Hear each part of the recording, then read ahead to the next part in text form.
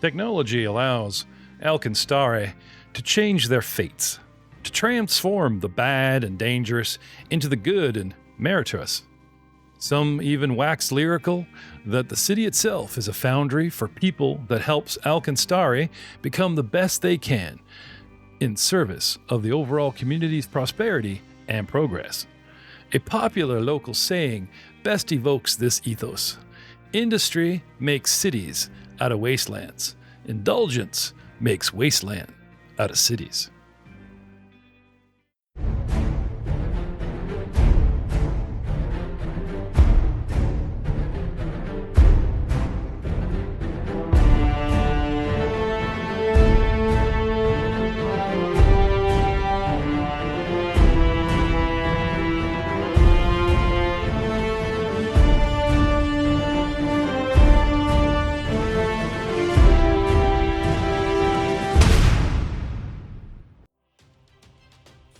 Hello, everyone, and welcome to another exciting episode of the All Guns, No Glory podcast. We are playing Pathfinder 2nd Edition, revised core rules, for the players at least, and we are in Book 2 of the Outlaws of AlkenStar Adventure Path. Gentlemen, your ride on the Second Kiss airship as it takes off. First time flyer? Yeah? Everyone's first time flyer? Yeah? Yep. Has anyone actually been up in a balloon or like on a dirigible compared to an airplane? Anybody? Hot air balloon, yes, but not a blimp. If you think back to certain movies, nothing gives a comfortable lift and shimmy. It moves like an elevator, right? You keep your balance, and there's soft shifting that makes you wobble a bit. You know what I mean? That kind of thing would be the feel for it. And that outside the window, constant airplane propeller droning, right, kind of thing, in a Monger engine. These engines are corkscrew, steampunk, wind-up spring key engines that have to be wound for certain amount of time, and then you get X amount of hours of the propeller spinning. Not any kind of a combustion engine, but I think there's enough gears and gadgets that like a large Big Bend, those Sherlock movies or fight scenes where they go inside like a Big Ben and there's just all that large mechanic ching, that kind of thing going on. Okay. Now I have some actual airship ambience, if you listen carefully, for our podcasting audience. I can hear that droning away in the background. As you guys lift off and our pilot square rapidly becomes smaller. First the roof, then all the other airships. Then you guys start realizing how broad, how smoky, how messy, and how tightly packed the city of AlkenStar is. And she circles around the city, giving a bit of a tour. There's that sort of, I wouldn't say she leans the plane, you know what I mean? But as the airship descends or ascends, there is sort of a lazy airspace of being able to cross most of the city and see all of it before she generally sort of heads northeast and then east out of the city. And looking down upon the city itself, you guys finally get that, shall we say, in your head. Just pull up the map here. The city itself. Now, you notice Pilot Square is in the bottom right. She could just get up, climb over that wall in the bottom right, the southeastern corner, go over the fields and be gone. But she sort of lazily heads north, shows you the river, the falls, goes right over AlkenStar Castle. Out to the left, there is what you know and what you've seen of the smog side, and being directly above sky side and looking down at the, shall we say, better kept gardens, slightly better kept grounds, wealthy parapets, more marble, that kind of thing in the architecture. More green and brown and less gray and black. I would think she stays below smog level, though, so you guys can see everything. And then, we will lazily exit the map right over the Hell-Fallen Cliffs, which is the northern edge of the map and the northern edge of the wall. I don't know if you guys have noticed this before, but not only the river, but the city ends, and it just looks like the castle walls, as it were, going across the top of the city. But there's a drop, like a serious drop, and that's the artwork you see behind me. Why look, there's a little airship right there. That's us going over the bridge and coming around. All right. You guys are seated inside. As soon as I can open a door here. Hello. You guys are seated inside, looking out the windows. Dun, dun, dun, dun. Sorry. Let's get Sticks. Mr. Sticks. There you go. Anybody have any questions before we get the sucker going? Will I pull up a mini for Mr. Sticks? You said this blimp was... You had to wind it first? Is that what happens? Like, instead of fueling, they just wind it, and then that's how far you can go? Yeah, like there's massive keys. Have you guys ever seen the inside of like a World War II sub, particularly the German ones? They were diesel Just like subs, old but movies. right. Okay, so they're diesel subs, but they ran off batteries. Like the advanced technology of a German submarine that was lithium battery or not alkaline battery powered. The diesel engine would charge the batteries, and then they could run, without puffing out smoke out in the water or surfing like on these batteries for quite some time. And this is what I'm thinking is like you got two goblin engineers that spend their downtime winding, these keys for half an hour. And then the spring is set through a series of gears and other springs that where, just like on your bicycle, one good turn revolution gives so many revolutions of, something else. So you get a good, I can look it up here actually. It's a good 12 hours of flight or something. Like they go for a while. But yeah, it's a turnkey operation. I was thinking like, hamsters on a wheel or something. You have a bunch of people on the middle, like charging it. But when you said they do it beforehand, I was like, whoa, that's different. Yeah. Well, this also you can wind these mid-flight. Like when we're flying and it starts winding down, they can just go back there and crank on the key a bit to get that spring tighter while the propellers are going, type of thing.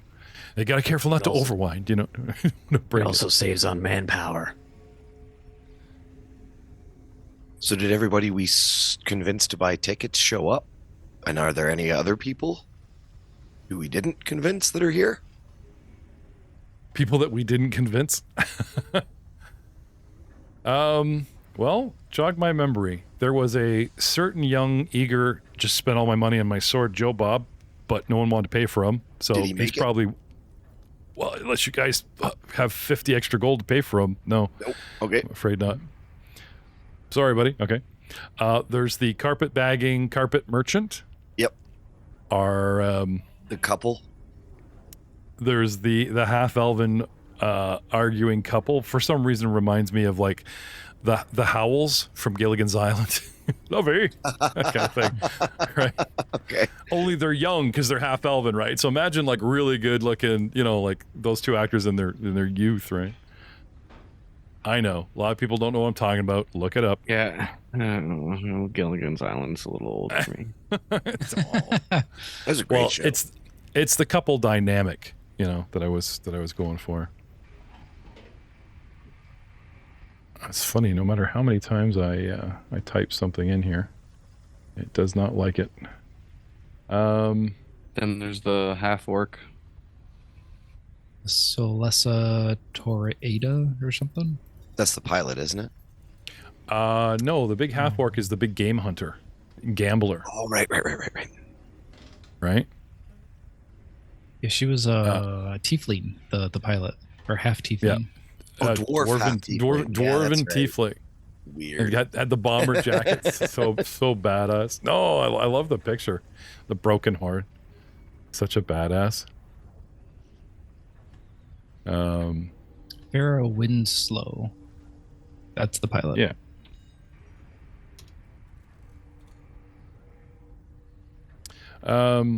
What's your race called? Did they change your race from Knoll to something else? Welcome aboard, Styx. So, as she gets over the wall, and you guys begin to head east, little halfling guy, Lucky Lanks, comes through the main cabin and offers you guys refreshments, and is the guy that's saying, you know, if you look out your window here, you can see Castle AlkenStar. And if you look out here, you can see the Hellfallen Cliffs. And, you know, if you want Coke in your gin, it's extra. You know, that kind of shit. Pushing his little cart. But you guys do, like I said, dramatic view of Alken Falls, what's called the Screw, which actually is like a lift lock system that raises boats up the falls so ships can go up and down. Anyway, and then all too soon, the second kiss turns slightly east and heads towards Cloud Reaver Keep, which is our first stop en route to the Cradle of Courts. The rugged hills and inhospitable terrain of the spell-scarred desert sprawl before the ship. Rocky cliffs, deep canyons, and fields of hoodoos, often obscured by blowing sand and dust. You know what a hoodoo is? Anyone? No?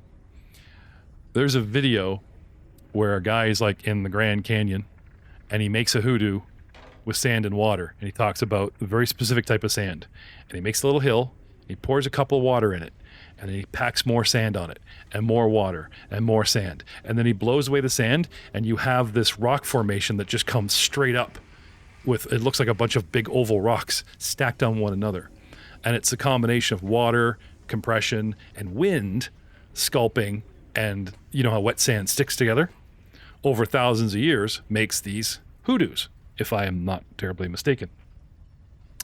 If anyone has any pictures of the Grand Canyon, some of the North American deserts, that kind of thing, it's quite like that. And what you can see behind me here in my, you know, the red, you know, you have that orange red drastic, you know, as opposed to an Arabian golden yellow sand. Everything's very orange, brilliant red, brown, that kind of thing, all the rustic colors. As you guys fly, enjoy your lunch and refreshments. Has anyone ever been out here?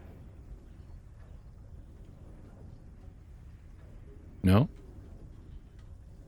Yeah. Not I I. can't remember anything before I was found in that. Well, are you asking for a past cutscene Spiegler that I denied you last couple episodes? Is that Q Spiegler for wanting a cutscene? Why? Yes. Because not only does your memory glitch and take you back in time from something you're looking at now, which you believe is in the past, the rest of your companions get to witness weather phenomenon that appear and disappear with uncanny speed, which include thunderstorms, fog, snow, all forming, clouding up, raining, falling near the ship, a couple miles out or right in front of us, and all dissipating as quickly as they form and occurring with a surprisingly different and variety of different colors. On our starboard side, about an hour in, a sparkling shower of perfectly formed ice crystals that smell faintly of lilacs is produced by dark purple thunderheads that reek of sulfur. Tacking slightly to port to avoid that mess. None of this precipitation, though, ever reaches the ground, keeping the spellscar desert true to its name. This is your captain speaking. A little unpredicted winds, typical turbulence. Yes, unpredictable winds, typical of the Mana Wastes, keep Captain Winslow and co-pilot Dezen Drakes busy holding the ungainly airship on course. As, again, when an elevator comes to that sudden stop and there's that gravity shift in your inner ear, we get that in midair. The ship will just suddenly, slide or list, or gust of wind will pick up, and inside will just tilt a bit, and they use all their ailerons and fins to level us out, or to turn into the wind and fight it, kind of thing. Nothing terribly bumpy, but notably distracting for someone that's used to having 2 feet on the ground. Valentine, this is not the first time you have ever flown. You have a distinct memory of not flying on a ship, but being launched in the air. Row upon row of constructs like you, all hanging on the side of something that is a mile above ground. And then suddenly a claw-like device just shoving you out into the stratosphere and dropping you like some kind of Mandalorian minus the jetpack to plummet towards Earth and have a top-down strategy, real-time RPG, tactical, something between the Lord of the Rings one and one of the new spacefaring ones, as you drop into a battlefield, and just before you hit and smashing every piece of gear and metal you have in you, some sort of device that billows out around you, giant fins, fat, filled with air pustules to break your fall, and then they rip off from the turbulence, but it is enough to slow your fall that you are not horribly damaged when your feet hit the ground. Boots on the ground. You are overwhelmed by surges of giant structures that are spitting out flesh golems, flesh factories. There is hordes and hordes of skeletons and drake-like spectre creatures arcing left and right, raining all kinds of acid over the battlefield. And there you are, with a rifle with a crystal embedded in it, spitting out fire and lightning, obliterating all kinds of things, until Pylo shakes you on the shoulder and snaps you out of it. I put my gun back away and I'm like, thank you, Pylo. I do not know what happened. Forget you saw that. Pylo can't smile. Sever teeth. But a tap on the shoulder and a nod, and he points up like he's going to go get some rest. Disappears up the stairwell. And you guys are left to ooh and ah at the weather. Does anyone wish to explore? Whether we're allowed to or not, said Dirigible, or interact with the other characters, because not just you, the big game hunter, the couple, the carpetbagger. I feel there's 4. Who's the 4? Oh yeah, and the the Kothos inventor. Didn't we find 4 on our own though? Wasn't Jay the 5th? Yeah, that's why I was saying. I'm pretty sure there was the prospector and that guy with the silver. Oh yeah, the guy about the silver. That's for sure. Yeah, the guy about the silver.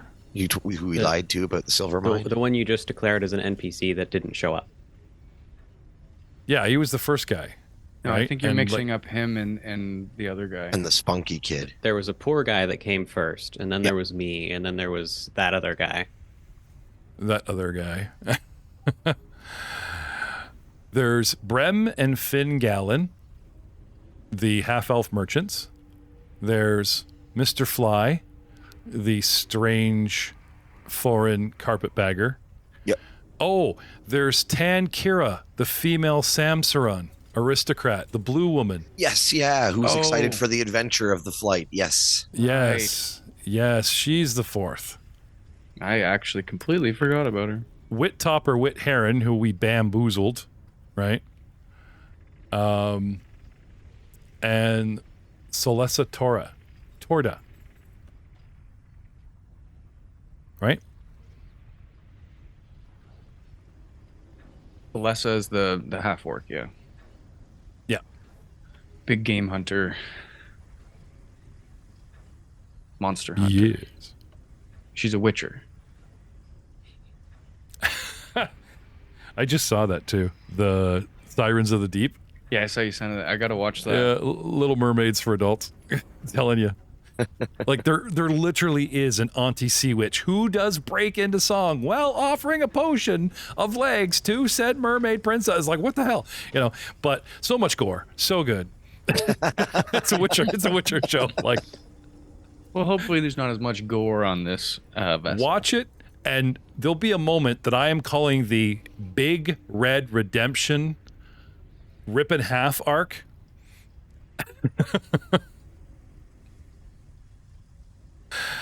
I think Character I'm redemption? just going to stay quiet for a moment and stare out the window Okay, after my episode.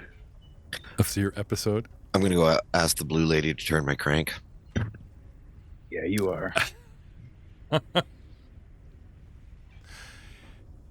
Tankira sits alone in a booth with a large pad of pressed paper. I don't think they have sketchbooks back in the day, so I'm going to say she holds a leather folder with large, thick Valenium sheets in it, and there's a envelope of empty ones and an envelope of ones that she's worked on, and with pencil and charcoal and different colors, she's actually rapidly, eagerly pressed against the glass and sketching the landscape. Oh, cool. Okay. Very, very, very, very excited, like you guys, to be, well, she's from a very distant land, so this isn't just spectacular to her. This is just mind-blowing that, it's so amazing. And I'm a little flabbergasted as well, this being my first trip. Okay. So I will take a seat, because I'm not really going to Okay. take a seat.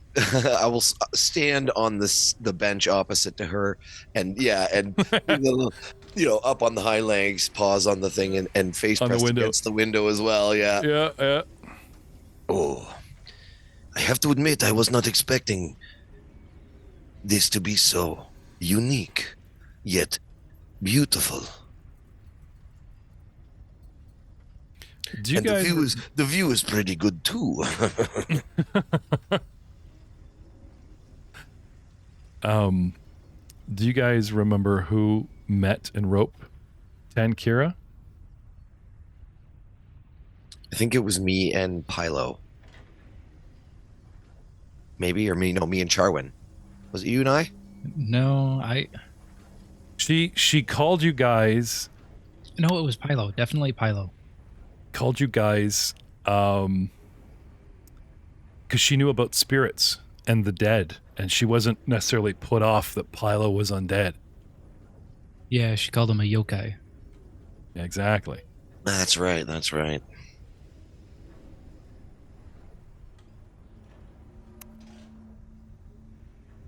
She finally looks up from her page in her window to the speaker across from her, setting eyes on you for the first time.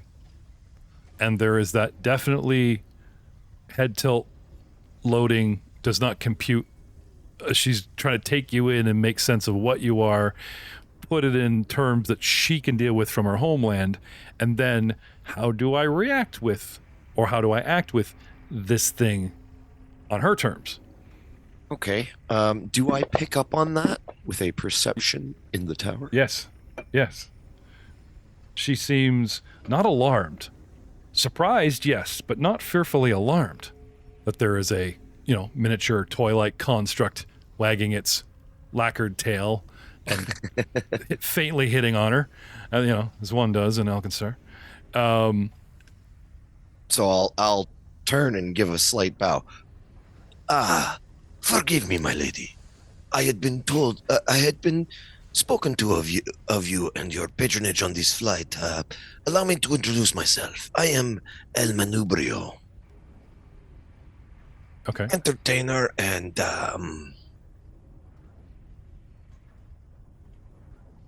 well,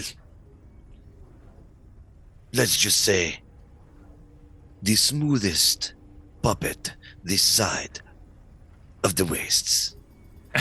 Side of Ustala Falls. This is the face you guys make to monsters when you're recalling knowledge, huh? That's what she's doing. I was gonna say, this is an NPC recalling knowledge at you for once, right? Like, what is this? What do I know about this, right? She mumbles something about a reincarnation. No, no, my lady. I do contain the essence of life inside me. It is a completely original thing. I am the product of a somewhat twisted mind, I shall admit that, yes. But my life is my own. It was not borrowed from another. You poor creature. Are you a spirit trapped inside this form? This is the only form I have ever known. And if I could impose on you for a second, and I hop up onto the table and show my back to her, could you please turn my crank? The eyes go wide behind the dangling bead veil. As she tries to process, she says, I'm sorry, common is still somewhat new to me. I only know the most formal way to communicate in this language. When you use different terms, she says, I cannot follow you.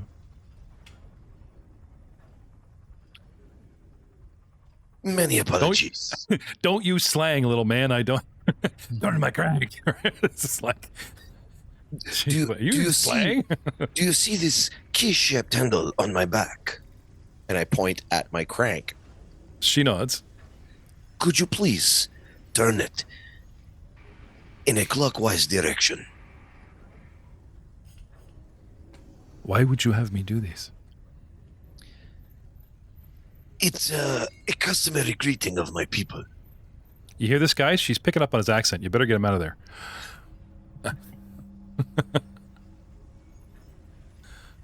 It's a greeting? Indeed. Okay. She, luckily for me, she has these gloves so she doesn't get charcoal and medium and paints and everything all over herself. And she's kind of got like this little smock going on right now because the stuff's kind of dusty, right? So picking up a rag and wiping whatever chalk and crap is already off the glove a little bit, right? And then dabbing in some water. Can I have a perception check? Certainly.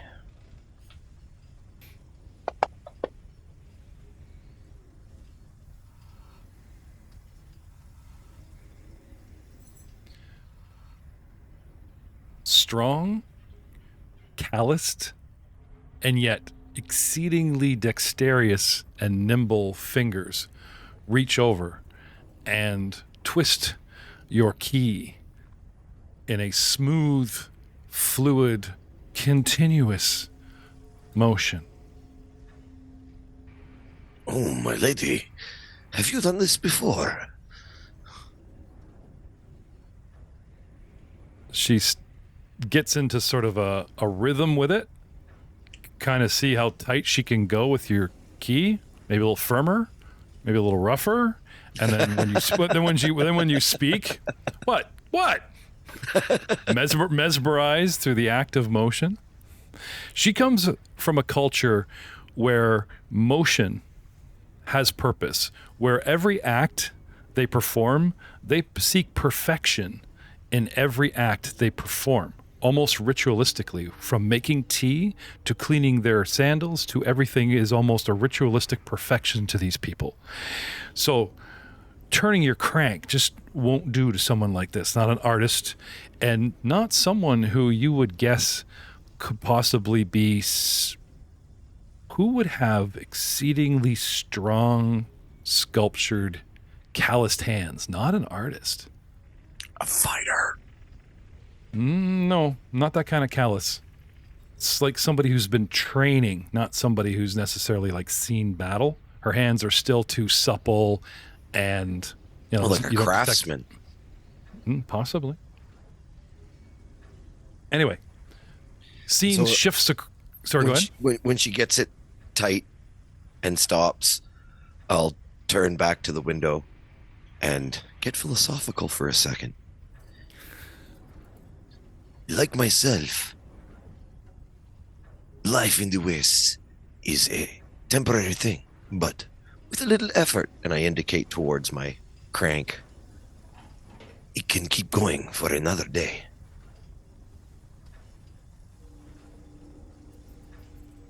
She contemplates your words, and she nods, and she says,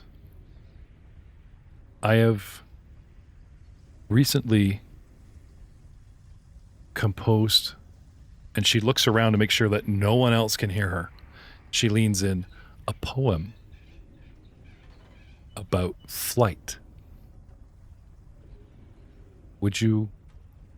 And the hand comes up, like she's got the big draping sleeves, right? The fingers disappear in the sleeve, and the big draping geisha sleeve comes up to her mouth, hiding and softening her voice.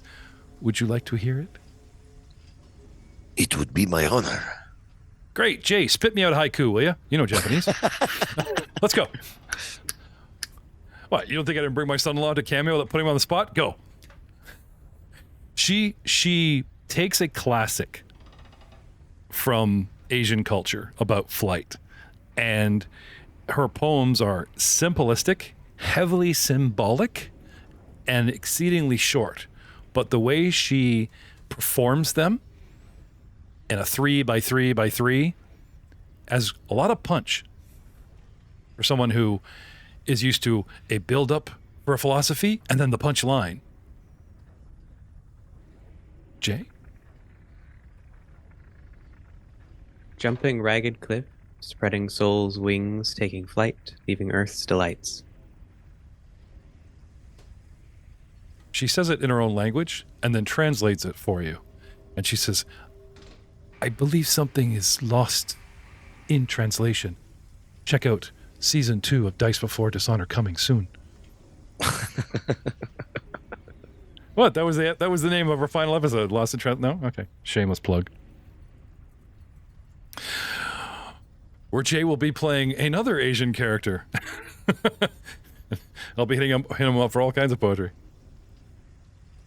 The scene shifts from a nostalgic construct at one window to two souls finding a connection midair in artistry and philosophy, to Charwin and an inventor.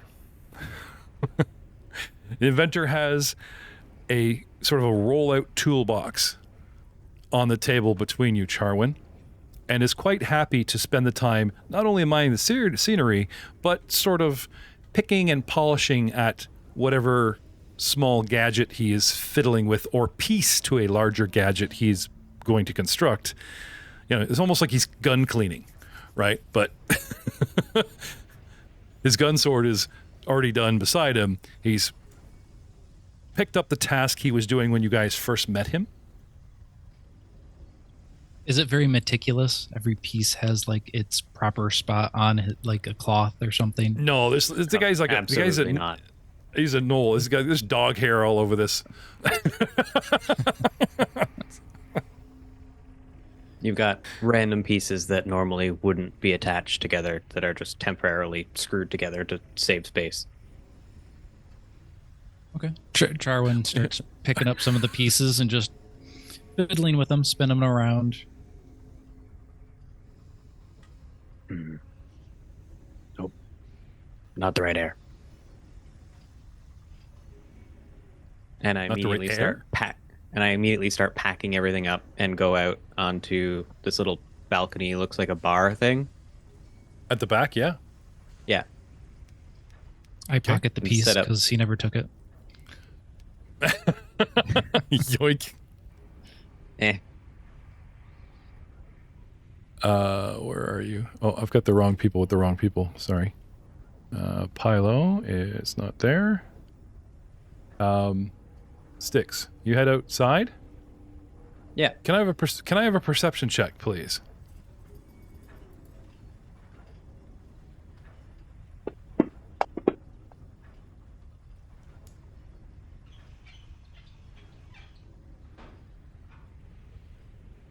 You see 1, 2, 3 sets of flapping wings closing fast on our stern. Creatures a little high, coming in out of the sun, but descending rapidly, like they're not going to make a bombing run over top of us, but they're kind of coming down to, deck and window level. Is there any ship staff nearby? Lucky Lanks is actually at the bar, but he's down behind it, restocking his tray and mucking around. Hey, is this ship supposed to get some mid-air guests?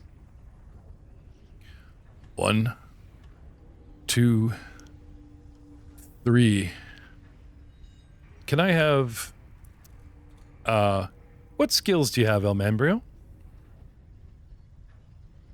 Oh no, what was your last perception check? I don't know. I put it in the tower, so I couldn't tell you what it was. Oh, sorry. 28. I don't have a lot of skills. I'm not very skilled. I do have AlkenStar lore as a skill. AlkenStar lore. No, it's fine, because I had you make perception against her. Sure. I mean, I'm looking out the window, so I'll be perceiving out the window. These guys are coming from behind, and Yeah. like I said, we literally had you like all up in your mind's eye. Yeah. So I'll tell you what, give me a perception, but at -10, as if you were sleeping.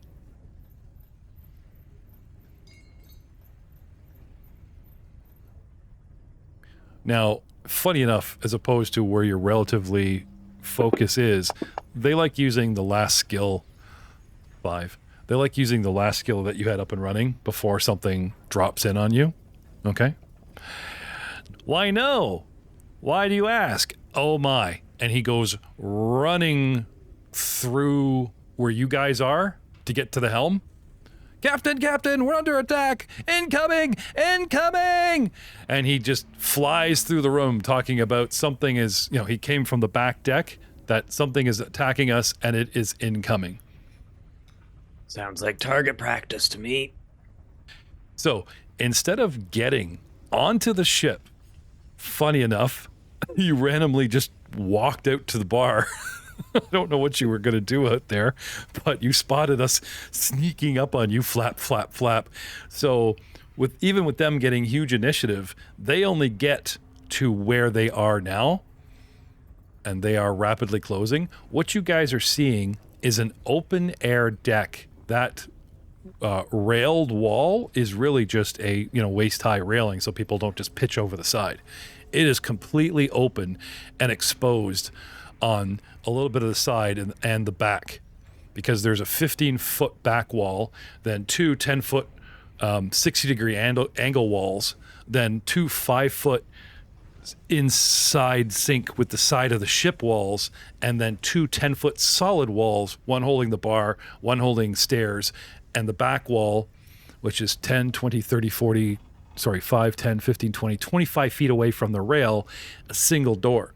So even though it's clip-shaped at the end, 25 feet long and 20 at the front, and back here about 30 foot wide, standing in the middle is our inventor. Round 1. We flap, we fly, we close to this distance. El Mambrio. Excuse me for a moment, my lady. And then I will hop down from the seat. Whoa, this is doing some weird 5, stuff. 10. Sorry, go ahead. That's 10. That's where I am right there. Yeah.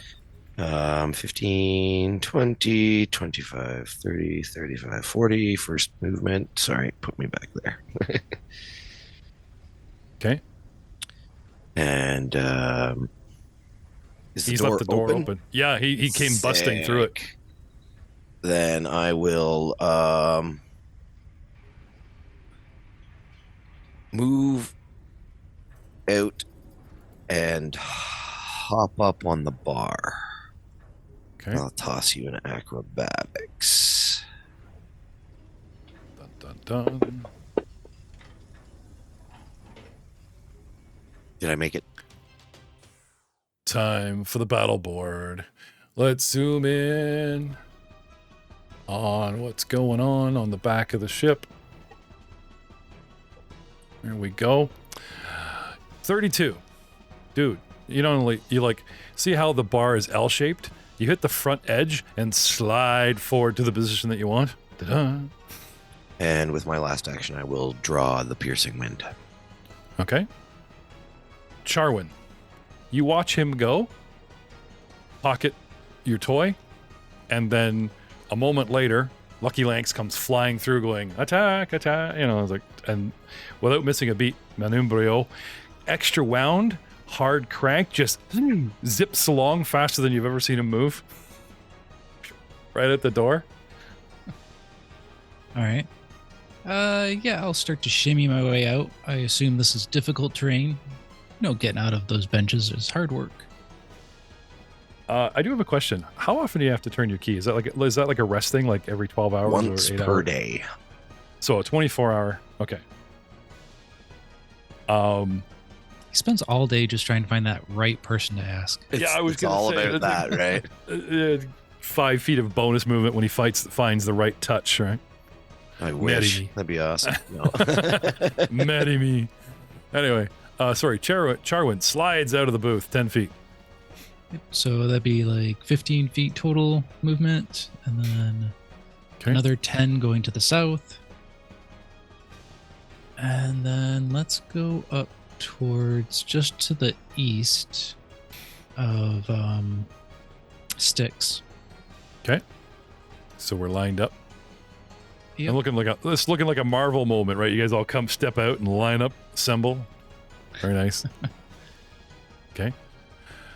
And then let's do like a knowledge recall check on these guys real quick. All right. Let's see. An amalgamated beast would fall under arcane or animal. Give you a nature. Like whatever. I'm just trying to think. Like they usually arcana or nature, depending on DC. Yeah, occult's the same as arcane. Yeah. Going with nature with an exceedingly high roll, even though this is an amalgamated thing, you blew that roll in the water. This is a periton. Basically, it's an evil reindeer with wings and a wolfish head. So wolfy nose, wolfy glowing yellow eyes, kind of a furry face, great big evil antlers, and kind of like a stag's body with great big purple flapping nasty wings. They are predators in flight. These things hunt like hawks. Or so say hunt like not hawks. These are El Manubrio's worst nightmare. You're a little doggy and they hunt in a pack of flying. Yep. Of course, they probably won't like the taste of you. Charwin, a periton, is an abomination. Do you want to know the worst thing about them to look out for? in fame and lore, what they're feared or? I guess either a weakness or what's their most dangerous aspect? Okay.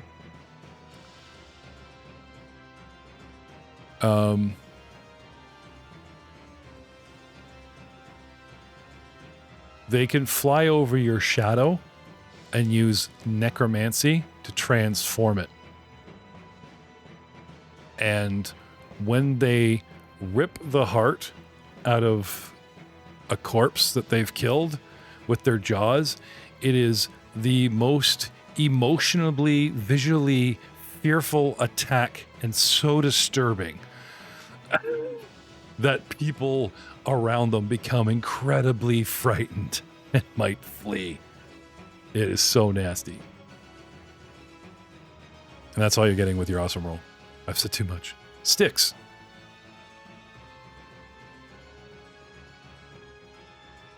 They got close. Anyway, you get out there. You ask Buddy what's what. He looks. They close. He bails. Goes screaming. You got your fellow crewmen, compatriots come flooding out of the room, taking up arms, and these things close in a V, sort of like a pincer move, flock formation, each about 10 foot off the deck now, ready to swoop in. Sticks, what do you do?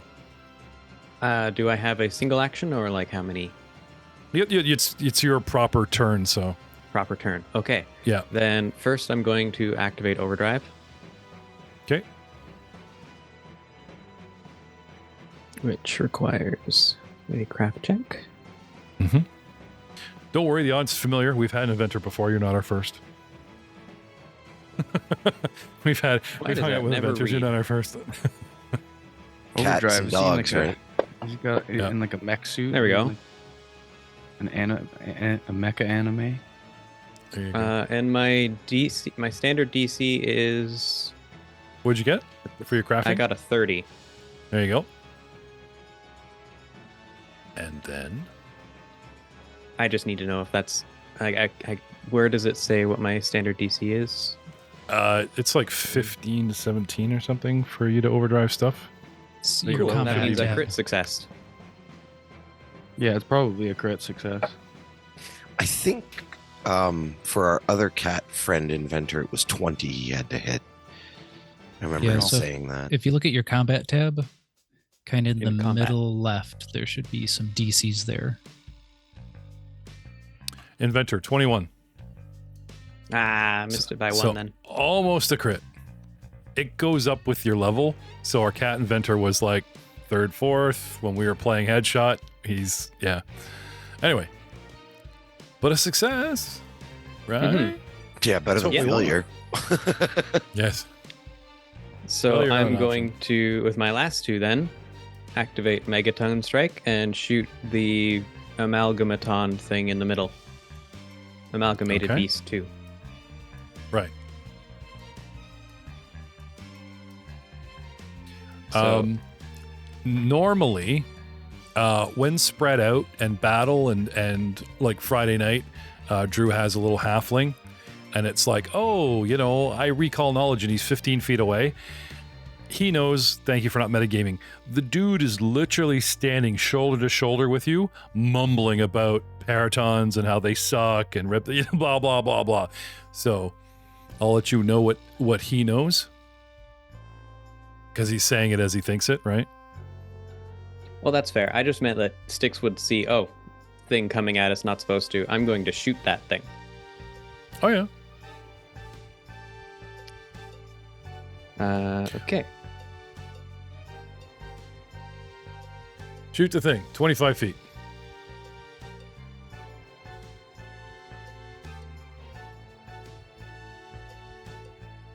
Jolie, do the thing. Yep.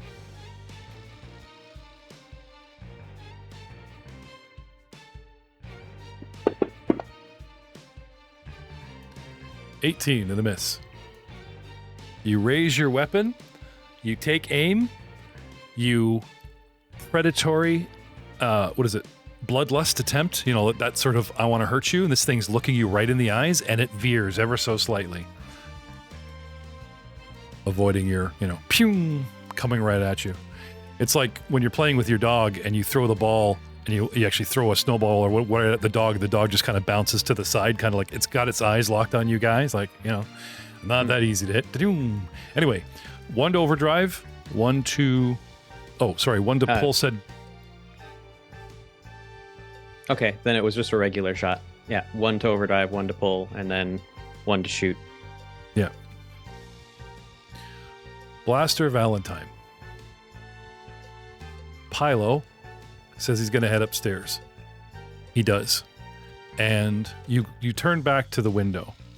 Start listening to some Creed. Not completely oblivious now, lost in your thoughts, but maybe analyzing what you just remembered. So you are in the here and now. You haven't blacked out like I could have had you a moment ago, but you're thinking about what you had just recalled, and then Lanx comes flying past you guys going, alert, alert, and your companions go flying onto the back deck. What do you do? I look at the passengers. Everybody stay down. And Oh, nice. I move to the door. Do like you beside really me. want them to stay down? Do you do the heroic like everyone must stay down and you want to keep them safe? Yeah. Because if you just run off, stay down, hope they do, great. If you want to spend an action and command people to do something, you burn the action, but I'll guarantee everybody in that room will probably do what you tell them. You know what I'm saying? Yeah, I'll use an action to like... Oh, look, there's a horrible car accident. Half of them are going to look. Everybody, we may be under attack right now. I need you all to stay here. Everyone peeks out a window, right? So Take defensive positions, prepare for enemies to come in here, but we will hold them off, hopefully. Okay. You don't want to spend all 3 actions, but yeah. Get down. All right. And then move? Yeah, move to like, not right in front of the door, but beside it, so I can peek around, like, when I want to get it, I can shoot around kind of thing. Yeah, use the door for cover, yeah. Or I guess there's no window. Stack up on the door, sure. You know what? Does the SWAT team thing? It's not bad. Yeah, okay, I'll stay there for now, but I kind of want Okay. I was just thinking there's a window there beside the bar. You want to go for it? Sure. Hey, you run up, you stack on the window, you peek, and you third action, you move position again. It's fine. Yeah, I'll move to the window over behind 5, the bar. 10, 15, 20. What's your movement? 25? Yeah. Yeah, you kind of ran out of movement whether you're in the doorway or on it, right? Yeah. And then you go 5, 10, 15. So now you're behind the bar at the window? Yeah. Okay. And you're allowed to move and draw weapons, so I'm assuming you were doing that. Yeah. Okay. End of round 1. Round 2.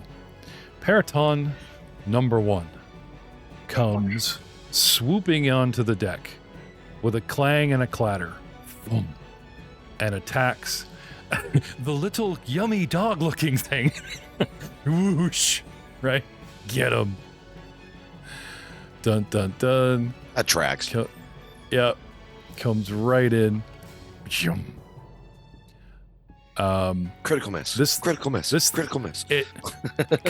It goes low, comes in an updraft, spreads its wings and uses its momentum to like drift forward, then does the one flap to land hard as it's lurching at you with its antlers. But at least it stopped flying. It will technically, stop on the deck for a moment.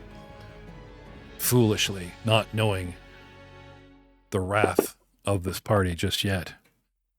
And with a 19, gets tangled up in the bar stools and bar and can't get a clean sweep on our little friend. My speed is 50 feet of fly, so I come in, I land.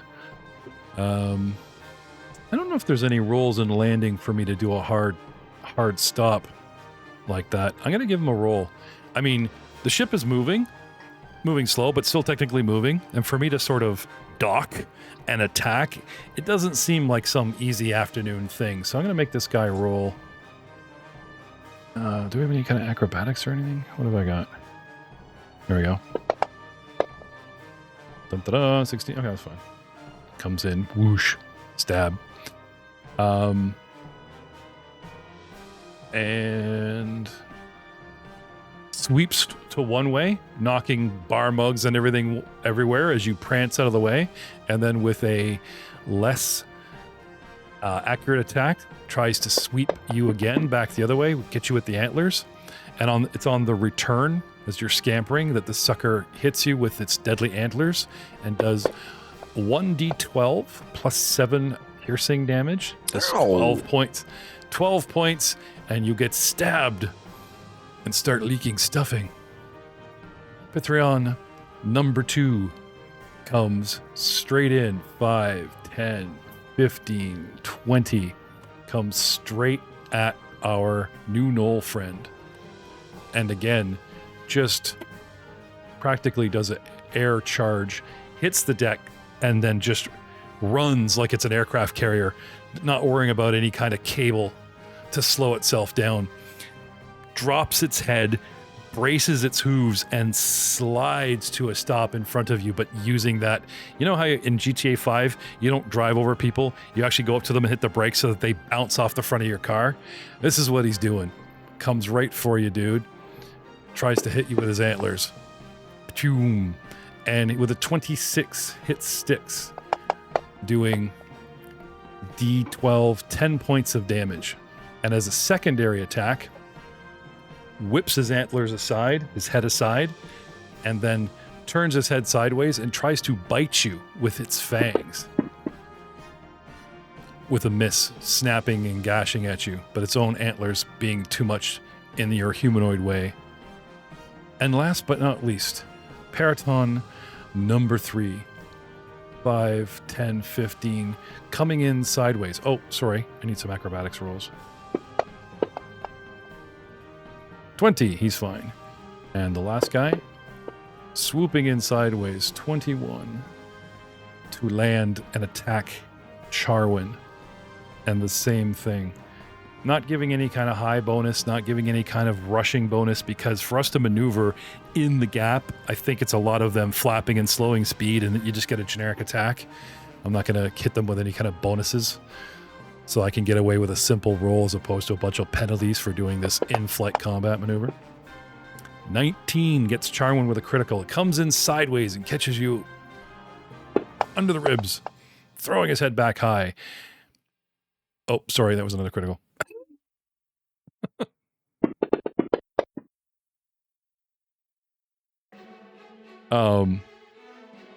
Charwin takes 26 points of damage. I rolled a second hit on Charwin for the exact same number, 33, instead of doing the damage. So don't worry about that. Does 26 points of damage. If I were to take antlers at negative 5, you know what? I'm just going to leave it alone for now, to be honest.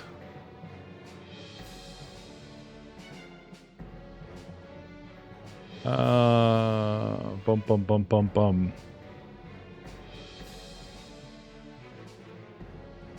That's our opener.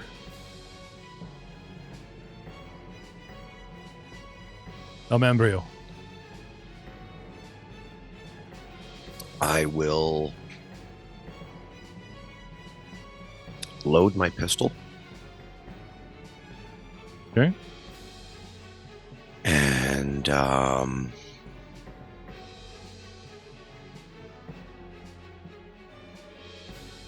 draw my whip in my other hand. Okay. And try to trip the dude who attacked me. That's my reflex DC. I think if I push the trip button, it will automatically do it. So let's find out. Oh, nat 20. Not 20, which means I go prone in front of you. And take Getting a cover bonus to your shot. and take 1d6 bludgeoning damage, sir. Okay. It didn't do that, so let's have you roll that for me. There you go. 4 damage. going for the hind legs and causing its front legs to kick bar stools in the air, hammering down heavy on this thing. The steel enforced wood slams into this thing's body as it hits the deck for 4 points of damage. Sick. Oh, look at that. Look at that. So I don't know what you rolled, but it actually counted. It wasn't a raw d6 that actually took it as damage automatically. oh, I used the ability. There's a damage button for the ability itself. Oh, so I just okay, clicked cool. that, yeah. So let me see. Yeah, it was one action to Hang load on. my weapon, one action to draw my whip, one action to trip. That's my turn. Ole, Okay. but I have panache now, so suck it, Trebek. Okay. I've given Patreon.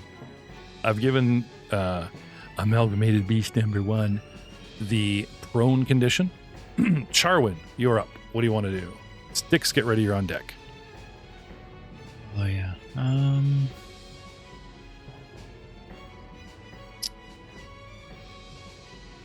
I got hurt pretty bad. If I could.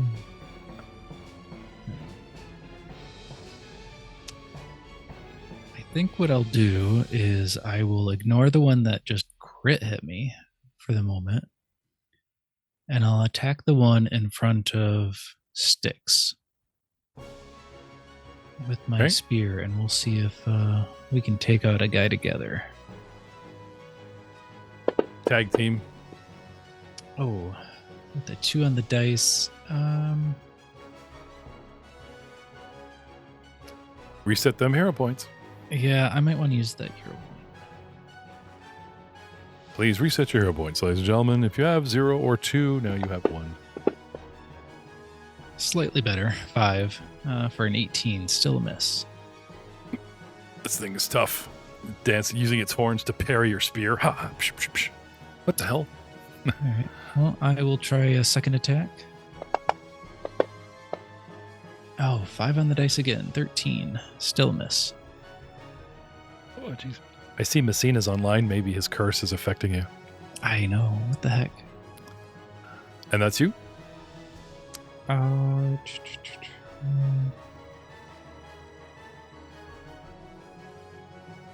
thinking, what else could I do for my last action?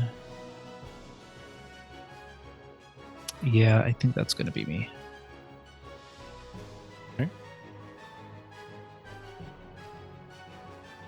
Voila. Hind legs of a giant eagle, front legs of a stag, the head of a wolf, giant antlers, purple feathery wings. I mean, complete with complete with a heart in its mouth in case I get to do that special attack. Blech. Such a nasty, nasty thing. Okay. Sticks. Valentine, get ready. You're on deck. What do you want to do, Sticks? I'm going to continue attacking the one directly in front of me. This Okay. time I am going to use Megaton Strike.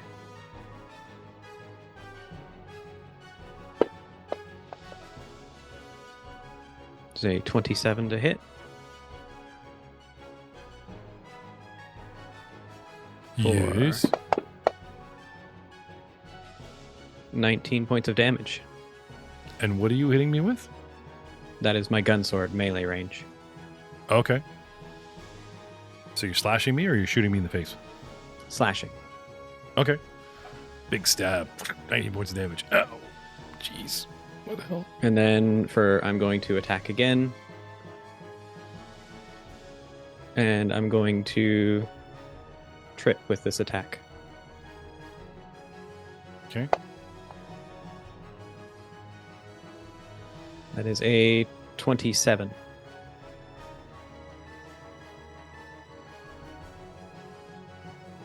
$27 to trip me? Yes. Use the gun to trip me? I'm confused. Yeah. My gun sword has the trip quality because it has like extra strings hanging off of it. It's my invention. Oh, okay. 21 is my reflex DC, so yes, I will also give him, which is this, number 2? Yep. Number 2 gains the prone condition as you flip this sucker. And anything else, sir? Nope, I think that's it. I don't believe you add damage when you trip with a weapon, right? Swashbuckling boy got a crit with the trip, so not only was he prone, the guy took bludgeoning. So unless you crit him or have a special swashbuckling ability that does such, you're not yet. We'll Okay. clear that up if that's allowed to you, or if not. But I know he got a crit to pull off the damage. Which brings Sounds us to good. Blaster Valentine at the bottom of round 2. Blaster, what do you do? I raise my gun and I take a shot at the one that Manubrio knocked prone. Okay. I have lesser cover because I am low down behind a bar that is like chest high. Well, actually, you're adjacent to it, so it doesn't really count. You can just Yeah, lean I would be over and holding shoot, my that's arm fine. like over Yeah, top, yeah, like yeah. using the bar as like Sorry, stability. if you were through the doorway, then yeah, I'd have cover. But since you're adjacent to cover, I don't think it really counts. So you're good. Shoot away.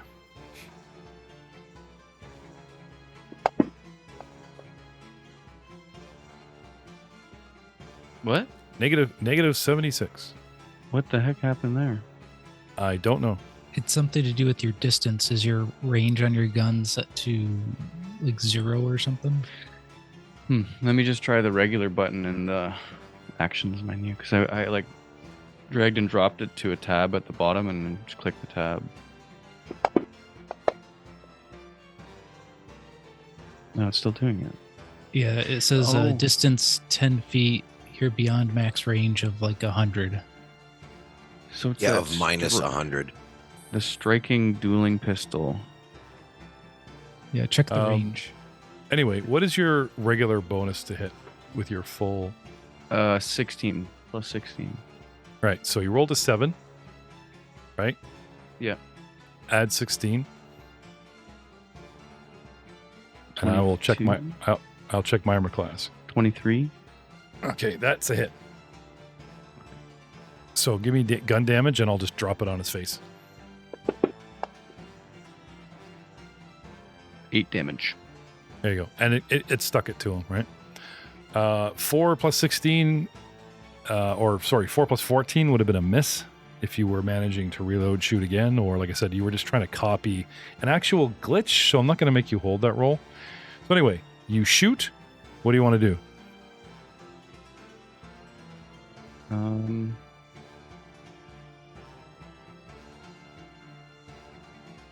Reload, shoot again, whack me with something, make yourself a drink. I mean, you're here. Bars, right outside the bar. Make yourself a little something.